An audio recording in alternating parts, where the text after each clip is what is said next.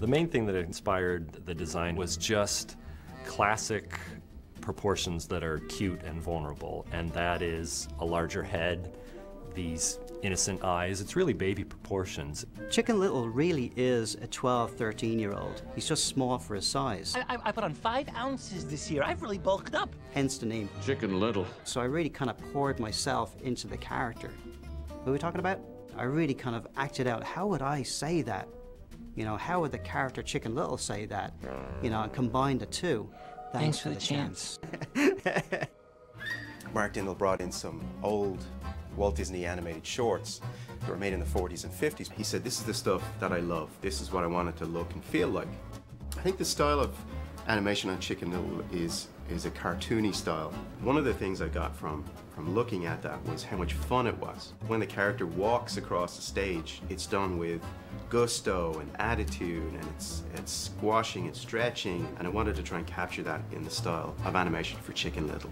Here we've got a whole studio of these animators that are now animating 3D animation, but we have such a heritage of 2D animation. We figured out ways to introduce drawing right back into the process, and there it is. Well, squash and stretch is an old animation, 2D animation term to get elasticity into a character drawing. There's a great example of the use of squash and stretch in the movie. Goosey grabs Chicken Little by the head, bounces him up and down, fires him like an arrow against the window. He flattens, and then he starts to flop down that window. And it's all about how squashy and stretchy the characters are. It was really important for us to keep that 2D sensibility because it's part of our legacy. I think animators, when they come to Disney, look back first.